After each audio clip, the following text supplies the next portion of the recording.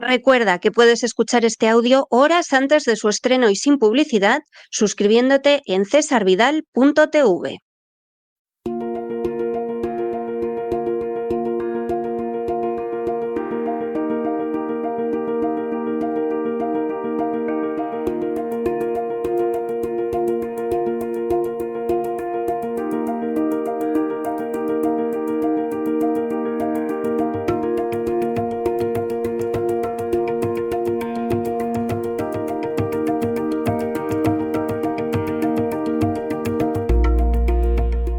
La Psicoteca, con Miguel Ángel Alcarria.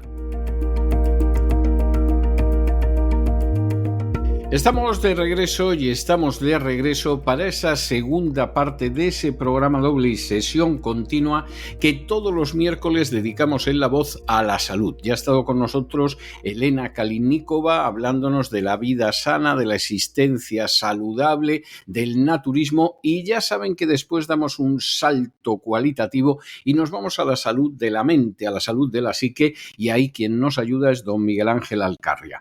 Muy buenas noches, don Miguel Ángel. ¿Por dónde vamos a ir hoy? Muy buenas noches, don César. Muy buenas noches también a la audiencia de La Voz. Cuando nos adentramos en el mundo de la psicología, podemos descubrir cosas tan fascinantes como el síndrome de Savant, un fenómeno que nos obliga a replantear todo lo que creemos sobre la inteligencia, sobre el talento e incluso yo diría que sobre la genialidad, porque el síndrome de Savant es en esencia una paradoja viviente. Hablamos de niños y adultos que puede que no se sepan cómo atar los zapatos, cómo atar los cordones, pero, por ejemplo, a lo mejor pues pueden tocar un concierto completo de Mozart después de escucharlo una sola vez. Y su genialidad no solo puede ser musical, sino que también puede ser matemática, memorística, geométrica. Pero ¿desde cuándo empezamos a documentar casos tan paradójicos como estos? Aunque posiblemente no pudiéramos clasificarlo a día de hoy como un síndrome de Savant, tendríamos que viajar hasta finales del siglo XVIII. Hablamos del Negro Tom, también conocido como la calculadora de Virginia, y su nombre real era Thomas Fuller, nacido en África, pero llevado a Virginia, Estados Unidos, como esclavo. Recordemos que la esclavitud en Virginia no fue abolida hasta la segunda mitad del siglo XIX. Thomas no sabía leer ni escribir, pero tenía un increíble talento para el cálculo mental. Podía realizar cálculos extremadamente complejos, con rapidez y precisión, y además sin papel ni lápiz.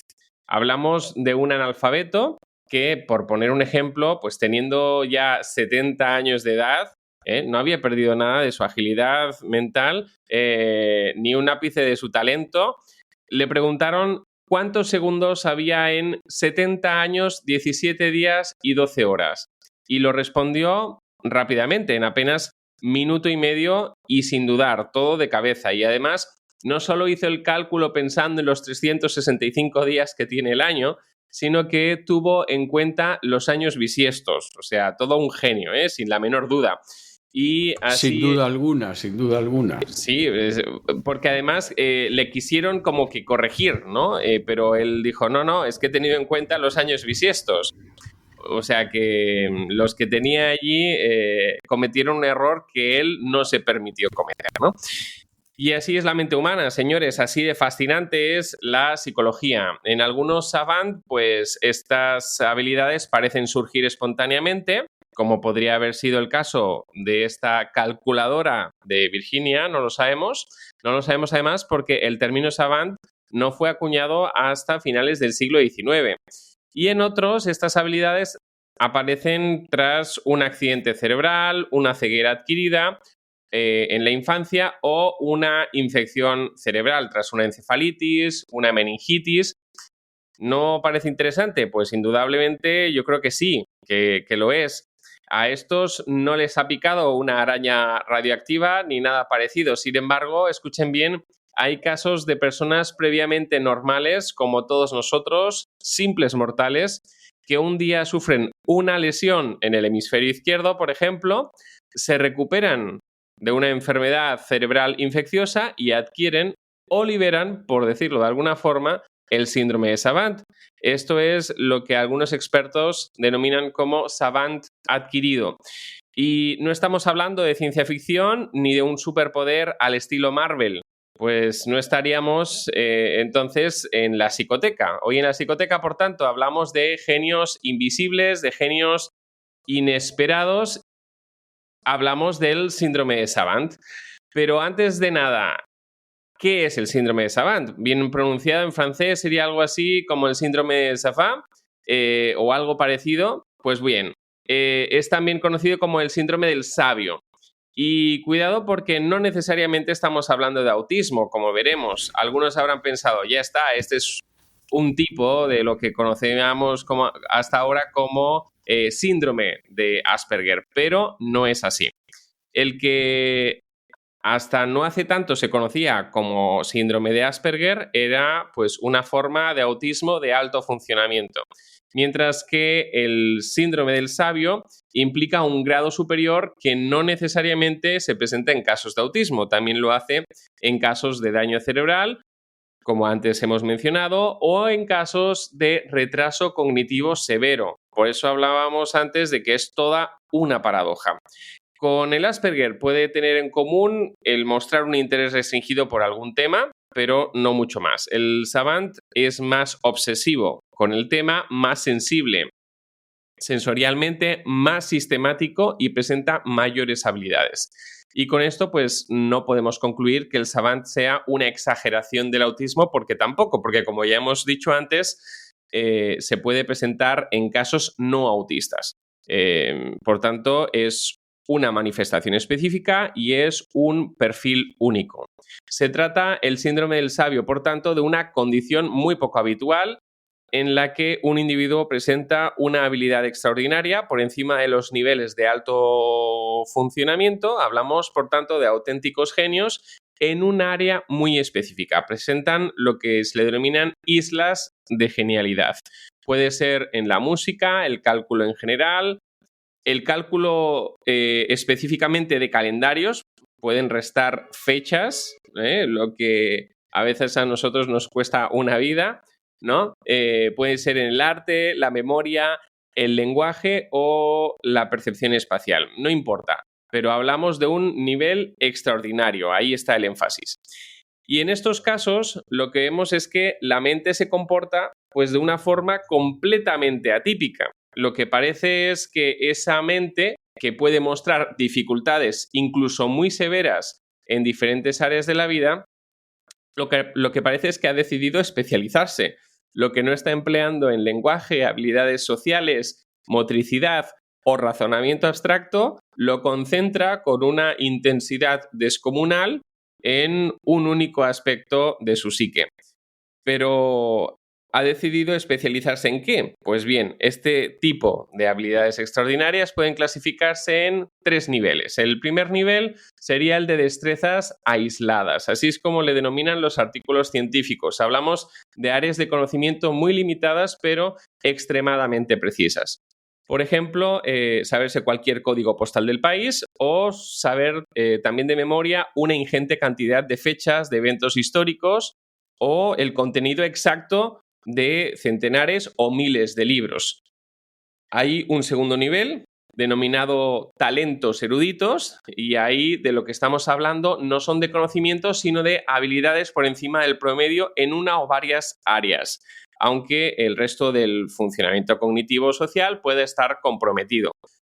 Por ejemplo, tocar piezas complejas de piano tras escucharlas una sola vez, realizar cálculos astronómicos en cuestión de segundos o poder dibujar con extrema precisión mapas geográficos o, pues, no sé, por ejemplo, la red ferroviaria de toda Europa. En este nivel se situaría, pues, a lo mejor la calculadora de Virginia, Thomas Fuller, si supiéramos que realmente, pues, se trataba de un savant. No estamos hablando de cualidades como las de Katherine Johnson, que sin ser una savant fue una mujer extraordinaria en cálculo orbital. Fue pues mucho más que una calculadora, comprendía, abstraía para poder encontrar soluciones al cálculo que necesitaba, Quienes han visto la película de Figuras ocultas, pues nos referimos al papel del personaje de la protagonista en la vida real. Y existe un tercer nivel, conocido como sabidurías prodigiosas, con capacidades intelectuales excepcionales, comparables o superiores a las de un genio en áreas específicas. Pese, y lo volvemos a recalcar, pese a que conviven muchas veces con fuertes limitaciones cognitivas o sociales. Por ejemplo, pues poder componer sinfonías originales a la altura de los grandes maestros de la historia de la música sin haber recibido formación académica alguna. Ser capaz de desarrollar un lenguaje de programación propio o poder realizar matemática muy compleja al estilo Katherine Johnson, pero todavía más allá, ¿no? Sin haber estudiado para nada la disciplina. No hablamos solo de contabilizar segundos, hablamos de un nivel muy superior. Hablamos de comprensión, de razonamiento y abstracción geniales en un ámbito muy concreto. En el caso de las destrezas aisladas del nivel 1, por llamarlo así, estaríamos hablando de habilidades vinculadas sobre todo a un tipo de memoria muy concreta, pero en el caso de las sabidurías prodigiosas de ese nivel 3, estamos hablando, como decimos, de razonamiento y capacidad de abstracción. En este nivel solo estarían personas como el británico Daniel Tammet, que no solo puede realizar cálculos matemáticos complejos, sino crear idiomas y además puede explicar cómo piensa su cerebro, cómo se organiza y cómo realiza los cálculos, lo cual es extremadamente atípico en este síndrome. Es conocido por ser un TEA, un trastorno del espectro autista muy funcional y por haber memorizado más de 22.000 dígitos del número pi, pero Daniel Tammet es mucho más que eso. Es lo que decíamos antes, un savant es una paradoja viviente. Tammet es extremadamente sensible a los estímulos, sonidos, texturas, rutinas. Desde niño mostraba un patrón de aislamiento, evitaba el contacto visual, requería de rutinas muy estrictas, se alteraba si se rompían.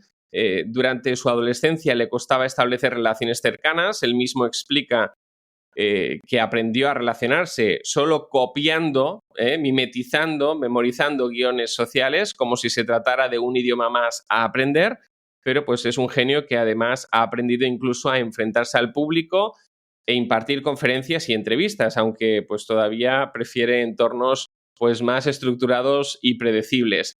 Y esto lo que nos obliga es a replantearnos nuestras propias ideas sobre lo que es la inteligencia. Como dijo en los años 60 un erudito de la APA, de la Asociación Americana de Psiquiatría, este tipo de casos son un desafío a nuestras capacidades, no a las de ellos, a nuestras capacidades de comprensión, porque si alguien no puede atarse los cordones, por poner un ejemplo, ni mantener una conversación lógica, pero es capaz de memorizar miles de datos, como fue el caso de Kim Peek, quien sirvió de inspiración para la película Rain Man, y que recordaba casi 12.000 libros, es capaz de tocar piezas musicales extremadamente complejas después de haberlas escuchado una sola vez, como fue el caso de Leslie Limke, creo que se llama el apellido, ciego, con parálisis cerebral y con un talento musical prodigioso, o de dibujar una ciudad entera con tan solo echarle un vistazo en helicóptero,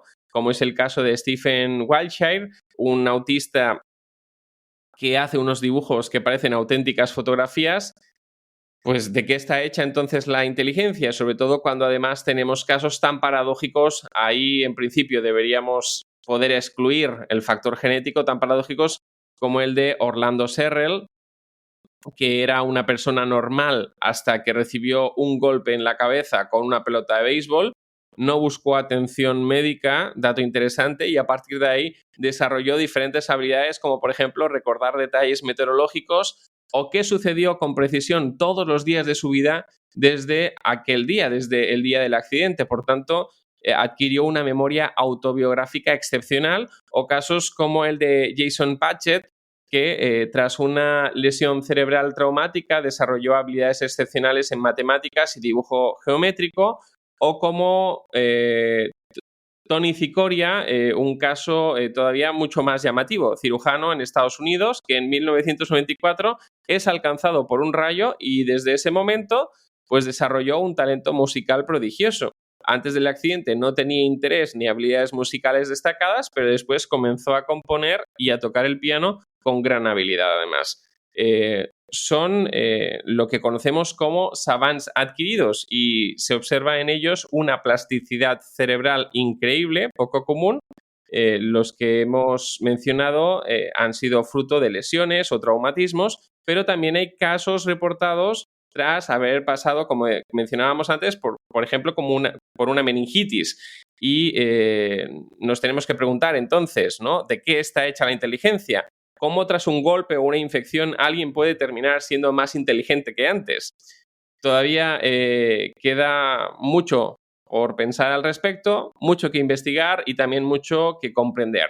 Hay quien habla de habilidades genéticas preinstaladas, como si el cerebro tuviera talentos dormidos esperando a ser activados. Hay otros estudios que apuntan a que la obsesión por ciertos temas, la repetición compulsiva, podría liberar estas capacidades latentes. Pero bueno, en el caso de los adquiridos, pues como decíamos, pues si antes no te interesaba la música y ahora de golpe pues eres un genio en la música, no puede ser ese el caso, ¿no? Y hay otros que hablan de que ante ciertas lesiones, disfunciones o desconexiones de ciertas áreas del cerebro, otras estarían intentando compensar ese déficit desarrollando este tipo de cuadros. Conclusión, pues aún no lo sabemos todo, o más bien no sabemos nada sobre el asunto, pero lo que sí está claro es que el cerebro humano es mucho más plástico, más complejo y más sorprendente de lo que imaginábamos. Y para muestra de ello, un botón. Y por cierto, no sé si nuestra audiencia se habrá ido dando cuenta de coincidencias, pero tanto en el caso de Leslie Limke como el excirujano Tony Cicoria han tocado el piano. Algo pasa con el piano y no es fruto de la casualidad. El 40% de los casos de síndrome de Savant que desarrollan habilidades musicales tocan el piano. ¿Por qué el piano y no el violín? Pues puede ser, en principio, porque pues, el piano, además de ser un tanto más sencillo para tocar, permite ser más intuitivo, más que el violín, que no tiene marcadas las notas, por decirlo de alguna forma. Además es muy visual, su estructura es tremendamente visual y facilita comprender lo que es la melodía y la armonía y ejecutar esa música de una forma mucho más simple. Dicho esto, no hablamos de síndrome de Savant, como ya dijimos, hasta finales del siglo XIX, cuando el doctor Down, sí han escuchado bien, el mismo que describió el síndrome de Down, presentó en Londres 10 casos de niños idiot savants, como los llamó en aquel entonces. Recordemos que idiota o imbécil no eran más que niveles en lo que era el retraso mental, conceptos que después se popularizaron, se convirtieron en los insultos que conocemos hoy. Y hoy, por esta razón, pues hablamos de savants o de personas con síndrome de Savant y no de idiot savants, ¿no? Pero cuidado, porque igual que antes hemos dicho que no todos los savants son TEA, son trastorno del espectro autista, ni todos los TEA son savants. Los estudios nos dicen que solo 1 de cada 10 TEAs son savant y ese 1 de cada 10 solo representa al 50% de los savants. También tenemos que aclarar que no todos los savants presentan un cociente intelectual bajo. Este es otro mito a desmontar. Al menos el 25% de los savants presentan un cociente intelectual de rango normal o incluso superior. Por tanto, solo 3 de cada 4 están en un rango borderline o por debajo de un CI de 70. Que los savants tengan pues, un perfil cognitivo atípico no necesariamente significa que, como diría el populacho, sean retrasados mentales. No es así. Pero igualmente, como decíamos antes, si hablamos de 3 de cada 4, esto nos tiene que hacer repensar lo que concebimos como inteligencia y nos tiene que hacer volver a pensar en que el cociente intelectual muchas veces no es la mejor medida para evaluar inteligencia. Existen genios con un cociente intelectual bajo, lo cual es o debería ser considerado totalmente incongruente Nos tendríamos que replantear el tema del CI, ¿no? Otros datos interesantes y otros mitos, cifras. Como algunos suelen intuir al hablar de estos temas, existe una mayor prevalencia de este síndrome en varones. Por cada mujer savant hay 6 varones savant. También existe un patrón recurrente. Curioso, ¿no? Curioso, Sí. es muy desproporcionado. Sí, estadísticamente es muy desproporcionado. También existe un patrón recurrente. Ocurre igual que con lo del piano. Hablamos de ceguera más discapacidad más genialidad musical. Ciegos de nacimiento o desde muy pequeños con graves discapacidades cognitivas o motoras, pero que sin embargo son capaces de reproducir complejas piezas frente al piano. Son personas que, contra todo pronóstico, son genios. Lo que parece aquí es que la privación sensorial y las limitaciones cognitivas en ciertos casos pueden conducir a una hiperespecialización del cerebro. ¿Quién sabe? Esa es la teoría, pero una teoría que no se puede, o al menos hasta el día de hoy, no se ha comprobado. Es cierto que la música es otro tipo de lenguaje, es cierto que a veces el cerebro compensa por un lado aquello de lo que carece por otro, pero también puede ser pues simplemente que la música solo sea en ellos un canal de expresión y un refugio emocional. Este es un asunto, además, multifactorial. A pesar de las cifras de CI bajo, de las que hablábamos antes, lo que sí es cierto es que tenemos un porcentaje de personas que no solo tienen grandes habilidades, sino una gran capacidad de razonar y abstraer. Abstracción que en lo artístico nos permite ser creativos. No tienen nada de idiotas. Y esa creatividad es independiente del cociente intelectual. Así que una vez más necesitamos replantearnos qué es ser inteligente, porque cuestiones como crear o improvisar son cosas que en principio no diríamos que pueda hacer un retrasado mental, entre comillas, pero en estos casos las hacen. El cociente intelectual puede darnos un valor muchas veces engañoso y los test tradicionales son insuficientes para evaluar inteligencia. Igual que estamos desmontando esto, también diré que no todos los genios son Aspergers.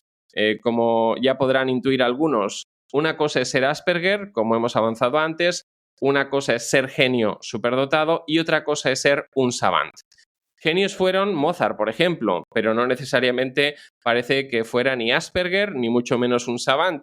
Los genios no tienen que presentar TEA ni discapacidad subyacente, solo un cociente elevado o una habilidad o capacidad excepcional. Los Asperger se presentan como autistas, pero con alto funcionamiento, en parte debido a sus intereses restringidos, a su grado de especialización, por decirlo de alguna forma. Y los savant presentan un nivel que puede ser incluso superior a los propios genios, pero conviven con dificultades que son las que les permiten destacar todavía más que los genios, ser esa gran paradoja en vida.